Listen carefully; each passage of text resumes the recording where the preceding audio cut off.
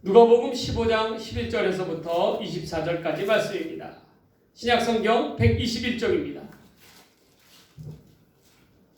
누가복음 15장 11절에서부터 24절까지 말씀, 이 말씀을 저와 여러분이 한 절씩 교독하도록 하겠습니다.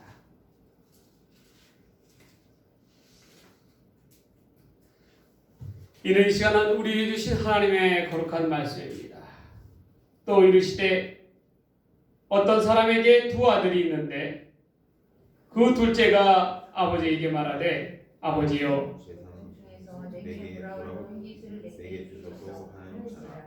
아버지가 그 살림을 각각 나눠 주었더니 그 며칠이 안 되어 둘째 아들이 재물을 다 모아가지고 먼 나라에 가서 허랑방탕하여 그 재산을 낭비하더니 다 없앤 후 그 나라에 크게 흉년이 들어 그가 비로소 궁핍한지라. 가서 그 나라 백성 중 한 사람에게 붙어 사니 그가 그를 들러 보내어 돼지를 치게 하였는데 그가 돼지 먹는 지역 열매로 배를 채우고자 하는데 주는 자가 없는지라. 이에 스스로 돌이켜 이르되 내 아버지에게는 양식이 풍족한 품꾼이 얼마나 많은가. 나는 여기서 줄여 죽는구나.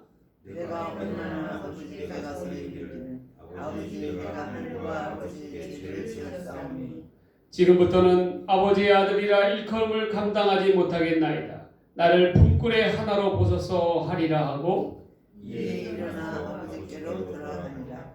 아직도 거리가 먼데 아버지가 그를 보고 측은히 여겨 달려와 목을 안고 입을 맞추니 아들이 이르되 아버지 내가 하늘과 아버지께 죄를 지었사오니 지금부터는 아버지의 아들이라 일컬음을 감당하지 못하겠나이다 하나 아버지는 종들에게 이르되 제일 좋은 옷을 내어다가 입히고 손에 가락지를 끼우고 발에 신을 신기라.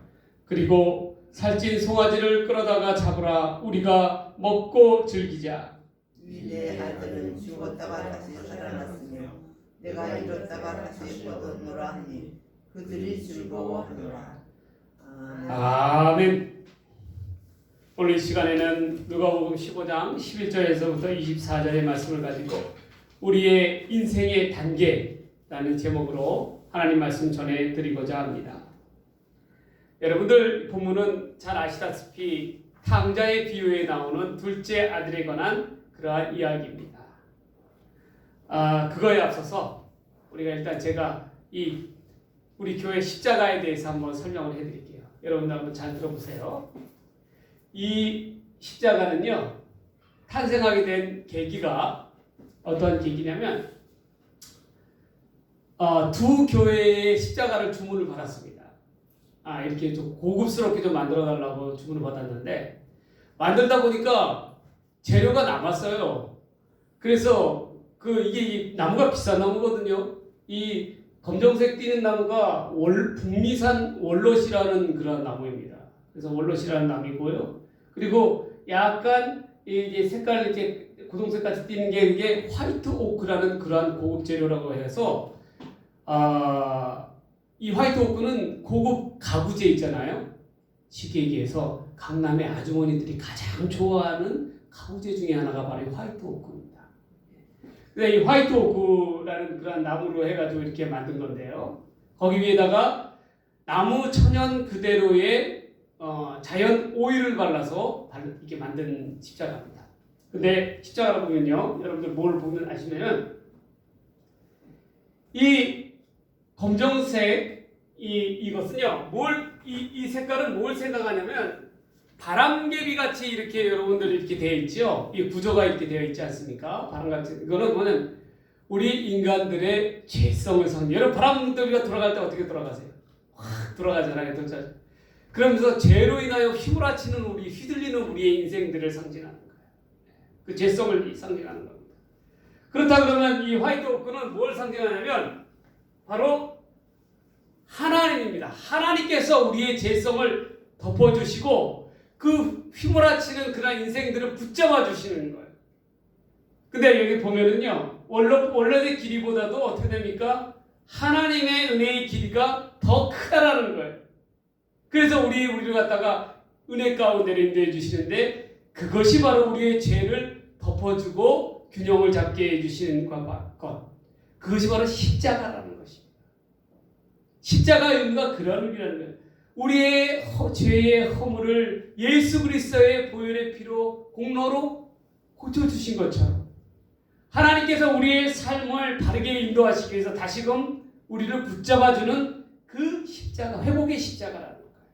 그래서 저는 이 십자가를 어떤 의미로 이야기하고 싶냐면 회복의 십자가라고 이야기하고 싶어요. 하나님께서 우리를 붙잡아 주시는, 죄를 덮어 주시고 붙잡아 주시는 하나님의 온전한 은혜를 상징한다 볼 수 있습니다.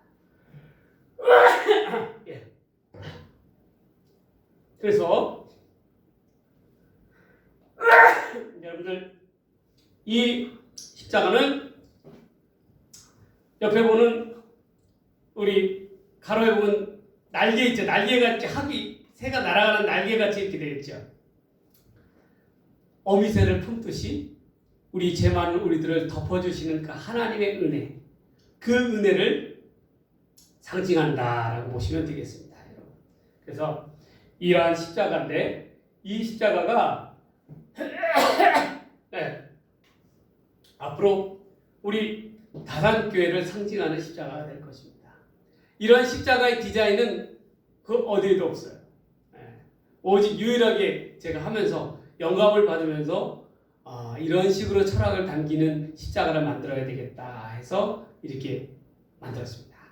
그리고 다른 교회에 이제 납품하는 십자가는 그냥 정형화된 십자가 있잖아요. 그런 식의 십자가예요. 그런 십자가인데 이제 우리 그 십자가를 갖다 두 교회에 지금 납품할 계획을 하고 있습니다. 한 교회는 농아인 교회 있잖아요. 농아인, 말을 못하는 농아인, 이 강남에 있거든요.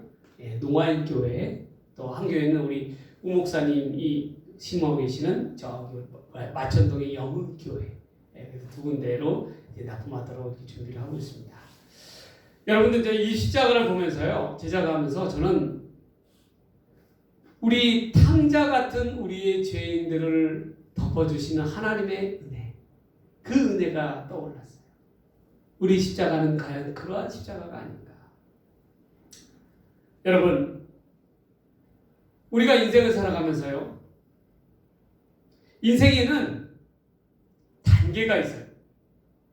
어린아이와 또 청소년기와 청년 때의 그 단계가 있듯이 우리 인생에도요, 어떻게 보면 그러한 단계들이 있어요.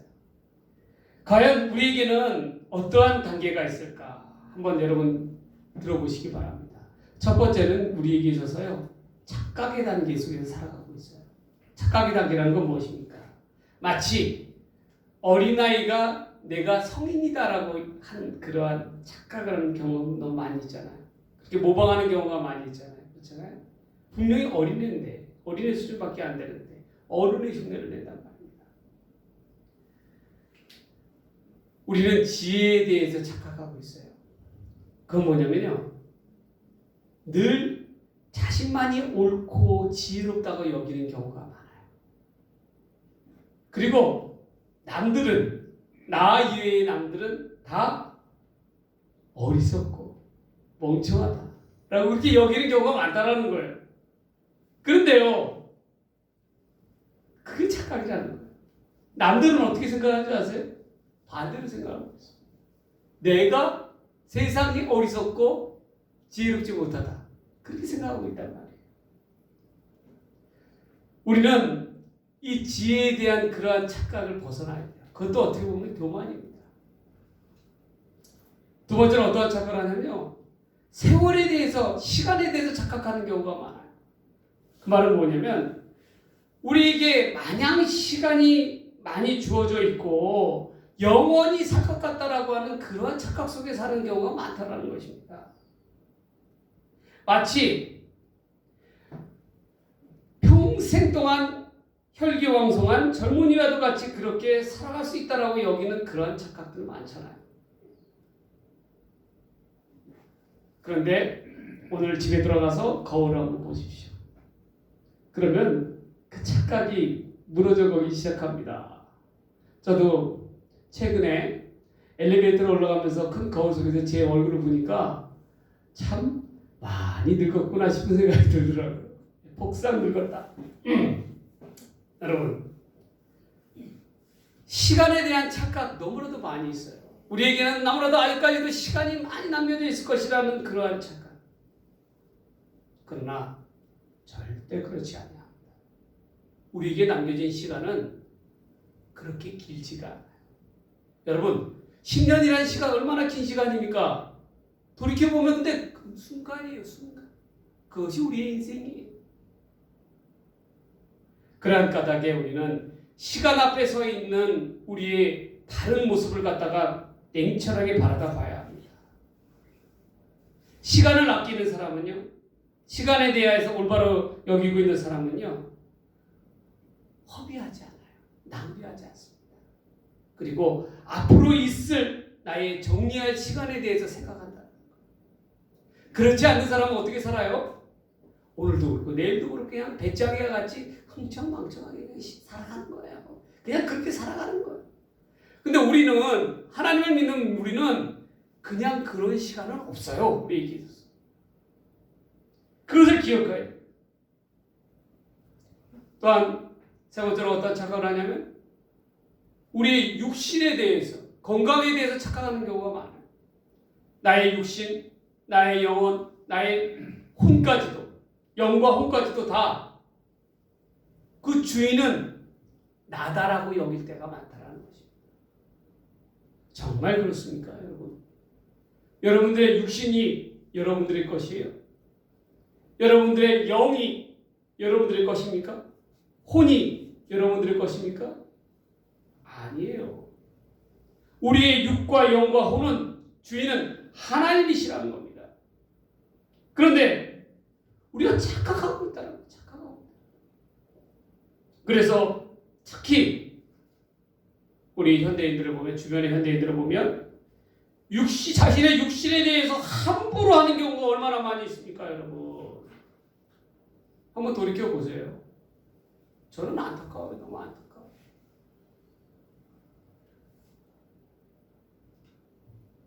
술이나 담배나 마약 같은 경우로 그걸 통해서 어떻게 합니까? 우리의 육신을 망가뜨리잖아요. 한번 생각해 보세요. 얼마나 그런데 여러분 꼭 기억해야 되시는 게 있어요. 한 번 망가진 우리의 육신의 장기는요, 다시금 예전처럼 돌아온다, 회복되는 경우가 거의 없다라는 거예요. 여러분 그걸 기억하십시오. 그러면 어떻게 합니까? 결국 결론은 뭡니까? 있을 때 잘 관리하고 있을 때 잘 사용해야 된다라는 거예요. 나중에 병들어서 후회해봤자 아무 의미가 없다라는 거예요. 오늘도 여러분 보세요. 저 풍락동에 아산병원 가보세요. 얼마나 많은 환자들이 있습니까? 그들이 하나같이 생각하는 게 뭔지 알아요? 바로 지금 그 얘기예요. 아, 내가 건강할 때 나는 왜 내 육신을 이렇게 함부로 했을까? 착각하는 것이죠. 그 근간은 바로 그거예요. 착각하는 거예요. 내 거라고 여기기 때문에 그런 거예요. 내 거라고 여기기 때문에. 여러분 그 착각에서 벗어나야 됩니다. 내 거 아니에요. 하나님의 것입니다.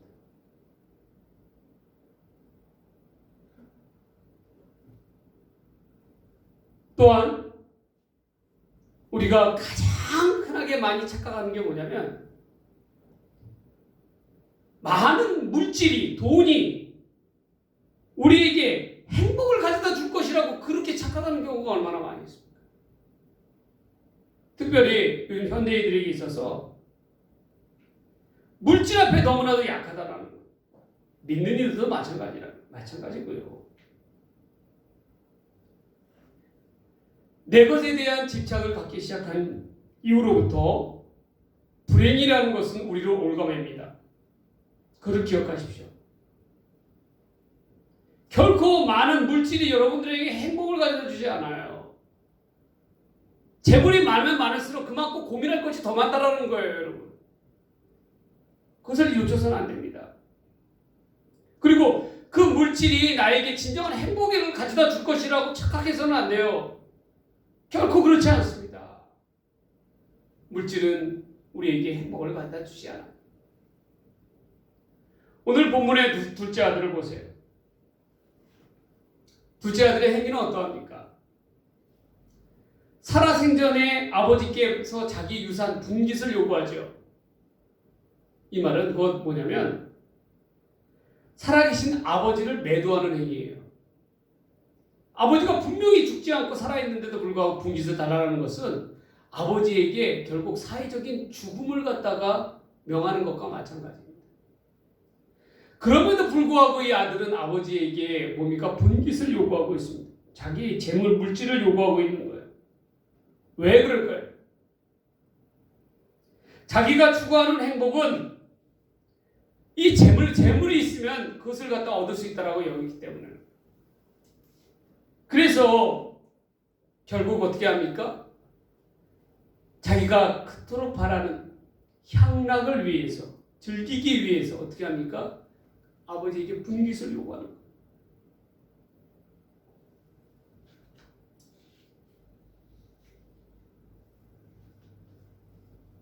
창세기의 아담과 하와를 보면 뱀이 이렇게 꼬이지요. 하나님께서 저 실과의 나무의 가시를 먹으면 정령 죽으리라. 그렇게 명하셨다고? 아니야, 넌 죽지 않을 거야. 너는 하나님과 같이 될 거야. 그리고 너희 눈이 밝아져서 선악을 분별하게 될 거야. 결국 그들은 그러한 뱀의 꼬임에 넘어서 착각 속에 넘어갔다라는 거예요. 정말 그래? 정말 그럴까? 결국 인간은 에덴 동산에서 쫓겨나고 말았습니다. 그들 앞에는 스스로 피땀을 흘리지 않고서는 결코 얻을 것이 없는 고통의 나날들이 기다리고 있었어요. 마찬가지입니다. 이 아들도 크게 착각하고 있는 거예요. 본문에서 아버지는 곧 하나님을 상징합니다. 그리고 아버지의 집은 우리 교회를 상징합니다. 하나님을 등지고 떠나면 행복할 것 같았던 둘째 아들은 결국 집을 떠나서 교회를 떠나서 세상의 중심 가운데 섰지만 그러나 그것이 결코 행복을 가져다 주지 않았다는 것입니다. 행복은 교회를 떠나서 세상에서 구할 수 있는 것이 아니었기 때문에 그럽니다. 오늘날 우리를 바라다보면 많은 이들이 이 모양 저 모양으로 이야기합니다. 또 교회가 썩었다, 목사들이 하나같이 다 어떻다 라고 하면서 이런저런 이유를 대가면서 교회를 떠나가고 있어요. 스스로 옳다 여기며 옳은 방법대로 행복을 추구하며 나아가기를 원합니다. 그러나 여러분 기억하십시오. 진정한 행복은 하나님 아버지의 품을 떠나서는, 우리의 가정을 떠나서는 결코 행복을 구할 수가 없다는 것입니다. 하나님 없는 인생에게, 이 둘째 아들과 같은 인생에게 남은 것은 파멸밖에 없어요. 곧 인생의 흉년이 찾아올 수밖에 없다는 것입니다. 재물은 반드시 그 끝이 있어요. 그 재물을 다 허비하다 보면 결국 끝은 찾아오게 되어 있는 것입니다. 여러분, 우리는 스스로 착각해서는 안 돼요. 착각하지 말아야 합니다. 아버지의 품을 떠나서, 교회의 품을 떠나서 세상의 향락 가운데 우리의 진정한 행복을 찾는 것 같이 어리석은 것이 없어요. 우리는 무엇보다도 이러한 착각은 오히려 우리 스스로의 교만을 상징하고 있는 거예요. 그러한 까닭에 이러한 어리석은 착각에서 벗어나 진정한 하나님 아버지의 품 가운데로 나아가는 우리 모두가 되시기를 주님의 이름으로 간절히 축복합니다. 축복합니다.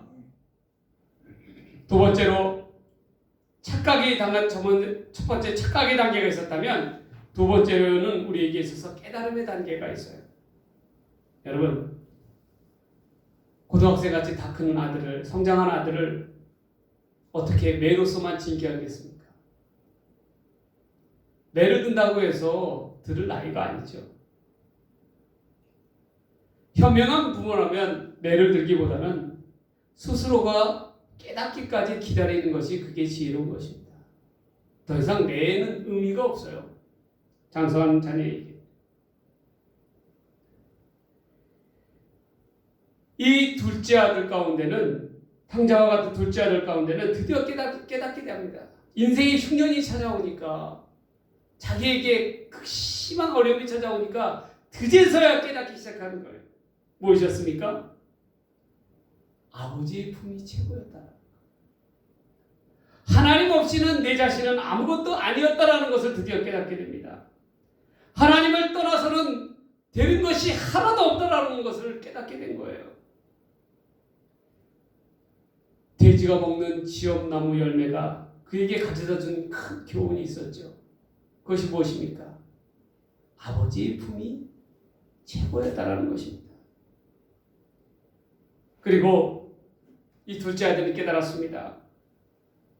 사람은 정말 믿을 바가 못 되는구나. 돈이 떨어지자 친구들이 하나둘씩 그를 떠나갑니다. 자기와 함께 즐기던 흥청망청했던 그런 창기들마저도 자기를 사람 대접하지 않아요. 그나마 인심 좋았던 양돈업자를 만났지만 큰 흉년 앞에서 월급은커녕 먹을 것조차도 제대로 먹지 못하는 그러한 형편이 되었습니다. 둘째 아들은 드디어 깨달은 거예요. 아, 이 땅 가운데 나를 도울이 하나도 없구나. 아무도 없구나. 그리고 진정 자기의 잘못에 대해서 깨닫게 됩니다. 회개하기 시작했다는 거예요. 내가 아버지께 정말 죽을 죄를 지었구나. 결국 아들은 결심합니다. 아버지께로 돌아가자. 아버지께로 돌아가서 죄를 회개하고 잘못을 고백하고 어떻게 합니까? 아버지의 종으로서 남은 요생을 살아가자. 여러분, 진정한 회개는요, 깨달음으로부터 시작하는 거예요. 그런데 요즘 보세요. 요즘 믿는 이들의 가장 큰 문제가 뭔지 아세요? 자기의 잘못에 대한, 죄에 대한 깨달음이 없다라는 거예요. 깨달음이 없다. 회개치 않는다라는 거예요. 하나님 앞에 자복하지 않는다라는 거예요. 그게 제일 큰 문제. 그리고 어떻게 합니까? 스스로 의인인 척 행세하는 거예요. 의인인 척 행세하는 거예요. 의인인 척. 스스로 남을 정죄하는 데 앞장서는 거예요. 여러분, 흉악한 죄 가운데 있음에도 불구하고, 그런 것을 마음속에 품고 있음에도 불구하고 하나님 앞에 자복하지 않는 것, 결국 그 결론은 인생의 흉년이 찾아올 뿐입니다. 둘째 아들에게 처한 그 인생의 흉년 앞에 놓여야 그제서야 정신 차리게 되는 거예요. 지혜로운 자는 하나님 앞에 정직히 자복하며 나아가는 자가 되어야 합니다. 회개가 있어야 되는 거예요. 그래야 살 길이 열리게 되는 것입니다. 여러분, 우리는 스스로 한번 돌이켜 봐야 합니다. 과연 나에게는 이런 둘째 아들과 같은 허물이 없는가? 어리석음이 없는가? 과연 내 삶 속에 진실된 깨달음이 있는가? 그 깨달음이 하나님 앞에 회개의 길로 나아가고 있는가? 스스로를 깊이 있게 성찰해야 한다. 우리 인생 가운데 이 깨달음의 단계를 놓쳐서는 안 되는 거예요. 회개의 기회가 있을 때 아버지께 다시금 돌아갈 수 있는 것, 그것마저도 축복입니다, 여러분. 그 기회를 놓치는 이들도 너무나도 많아요. 아버지의 품이, 아버지가 살아 계시잖아요. 살아 계시기 때문에 아버지께로 나아갈 수가 있잖아요. 아버지가 죽은 이후에 아버지께로 나아갈 수 있는 것은 아무런 의미가 없는 거예요. 아버지가 살아계실 때 회개함으로 돌이킴으로 아버지 앞에 나아갈 수 있는 것. 그것이 은혜입니다. 그것이 십자가예요. 우리 안에 있는 그러한 더러운 죄의 모습, 깨닫지 못하는 죄의 모습, 교만들 하나님 앞에 온전히 회개함으로 깨달음 가운데 나아가는 저와 여러분들이 되시기를 주의 이름으로 간절히 축복합니다. 축복합니다. 마지막 세 번째는 우리 첫 번째가 뭐였어요? 어떤 단계였어요? 착각의 단계였죠. 인생의. 두 번째는 뭐였어요? 깨달음의 단계였죠. 세 번째는 바로 회복의 단계입니다. 착각한 후에 깨닫고 돌이켜 나아가면 회복의 길이 있다라는 거예요. 여러분, 본문의 둘째 아들이 잘한 것이 있어요. 뭔지 아세요? 둘째 아들은 그나마 남겨진 기회를 놓치지 않았다라는 거예요. 아버지께로 나아갔다라는 거예요. 거렁뱅이도 될 수도 있었고 남의 것을 빼앗는 도적도 될 수 있었지만 강도도 될 수 있었지만 나쁜 길로 빠지지 아니하고 어떻게 해요? 아버지께로 돌아온 것. 체면 불구하고 집으로 돌아오는 것. 그것이 둘째 아들이 가장 잘한 일이라는 거예요. 그의 인생에 있어서. 여러분, 아버지께 나올 때만이 회복이 있고 아버지께 나올 때만이 문제 해결의 길이 있는 거예요. 여러분, 그걸 기억하세요. 여러분, 교회로 와야 합니다. 아버지께로 나아가야 합니다. 그럴 때 우리 살 길이 열리는 거예요. 아버지께로 나아가니까 어떻게 되었습니까? 이 둘째 아들 같은 허물 많은 이 죄인들도 아버지로 인해서 관계가 회복되잖아요. 아버지는 그 아들을 보고 첫 번째 무엇을 주었습니까? 좋은 옷을 입혀주었어요.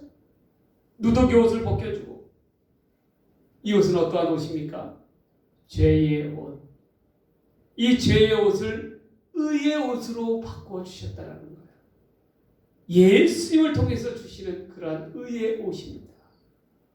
그리고 가락지를 끼워줬어요. 가락지는 어떠한 의미입니까? 가락지는 그 아버지가 아들에게 남겨주는 유산카드 같은 거예요. 권위 같은 거예요. 그 가락지를 통해서 인장이라 그러죠. 여러분, 내 아들이다라는 것을 인정하는 것입니다. 그리고 신을 시켜주었어요. 신은 어떠한 의미라고요? 신은 노예들은, 종들은 신을 신을 수가 없어요. 맨발로 돌아다니는 것입니다. 신은 반드시 주인과 주인 아들만이 신을 수가 있는 거예요. 그 말은 뭡니까? 이 아들의 권위가 회복되었다는 것을 상징하는 거죠. 그리고 살찐 송아지로 잔치를 열었습니다. 왜 잔치를 열었어요? 그 이웃들에게 우리 아들을 용서해달라. 여러분, 살찐 송아지라고 하지만 히브리 원어에는 원어에는 헬라어 원어에는 뭐라고 하냐면 그 송아지라고 얘기하고 있어요. 그 송아지. 그 송아지는 어떤 송아지입니까? 아버지가 아들이 돌아오기만을 애타게 기다리면서 아들이 돌아올 때 잔치를 열기 위해서 키웠던 그 송아지를 갖다가 잡았다는 거죠. 이 말은 그 송아지는 무엇을 상징하는 거예요? 바로 하나님과의 죄인인 우리를 위하여 화평을 이루기 위한 하나님의 향기로운 제물, 곧 예수 그리스도를 상징하는 것입니다. 곧 이 살찐 송아지 예수의 공로로 말미암아 아버지와의 관계가 회복되었다는 거예요. 여러분, 아들과의 관계가, 아들의 권위가 회복됨으로 말미암아 그는 첫 번째로 생활이 회복되었어요. 온전한 생활 가운데로 나아가게 되었잖아요. 줄여 죽겠구나 하던 그 생활 가운데서 아버지의 품으로 갔잖아요. 여러분, 그걸 꼭 기억하십시오. 생활이 먼저 회복됩니다. 두 번째는 뭐가 회복됩니까? 인생의 즐거움이 회복되는 거예요. 인생의 즐거움. 삶에 낙이 없었던 그러한 자가 아버지의 아들로서 회복이 되니까 어떻게 해요? 삶의 인생의 즐거움이 다시금 찾아오기 시작했다. 그리고 놓쳤던 것들이 아버지 아들로서 그렇게 불평불만 가운데 살아갔던 것들이 이것이 얼마나 귀하였다는 것을 그제서야 깨닫기 시작하는 거예요. 여러분, 오늘도 병으로 인하여 다 죽어가던 사람이 건강을 회복한 것과 같은 그러한 큰 기쁨이 어디 있겠습니까? 그 기쁨은 여러분 뭘로 감당할 수 있겠어요? 아무리 많은 돈을 가져다 준다고 해서 그 기쁨이 다시금 찾아오겠어요? 무엇보다도 바꿀 수가 없는 기쁨이, 그 기쁨은 오직 아버지의 아들로서 하나님의 자녀로서 회복되었을 때만이 주어지는 기쁨이라는 것입니다. 오늘 여러분 이 둘째 아들 탕자를 통해서 우리의 인생을 다시금 돌이켜봅니다. 착각하면서 하지 마십시오. 우리에게는 한계라는 것이 있습니다. 착각해서는 안 됩니다. 두 번째로 깨닫고 살아가야 합니다. 깨달으면 하나님 앞에 회개하며 나아갈 수가 있습니다. 살 길이 열리게 되어 있습니다. 온전히 깨달음 가운데 나아가십시오. 마지막으로 회복으로 나아가야 합니다. 회복은 누가 가져다 주는 것입니까? 하나님께로만 나아갈 때 하나님께서 지금 회복시켜 주시는 거예요. 이 허물 많은 둘째 아들을 허물을 덮어주었던 그 아버지의 그 무한한 사랑처럼 우리가 하나님 앞에 나아갈 때 하나님께서 우리의 허물을 덮어주시는 거죠. 무엇보다도 우리의 그 인생의 이러한 단계 가운데 그 인생의 의미를 밝게 깨닫고 하나님 앞에 온전함으로 나아가는, 온전함으로 서는 저와 여러분들이 되시기를 주님의 이름으로 간절히 축복합니다. 축복합니다. 기도하고 축도함으로 예배 마치도록 하겠습니다. 아버지 하나님 감사합니다. 하나님 우리의 인생을 다시금 되돌아봅니다. 아버지 하나님 탕자 아들 같은 이 허물 많은 죄인들을 하나님께서 불쌍히 여겨주시고 공의를 여겨 주시옵소서. 착각을 벗어나게 하여 주시옵소서. 깨닫게 하여 주시옵소서. 회복시켜 주시옵소서. 그러므로 하나님의 아들로서 자녀로서 다시금 이 땅 위에 온전히 설 수 있는 귀한 은혜를 허락하여 주시옵소서.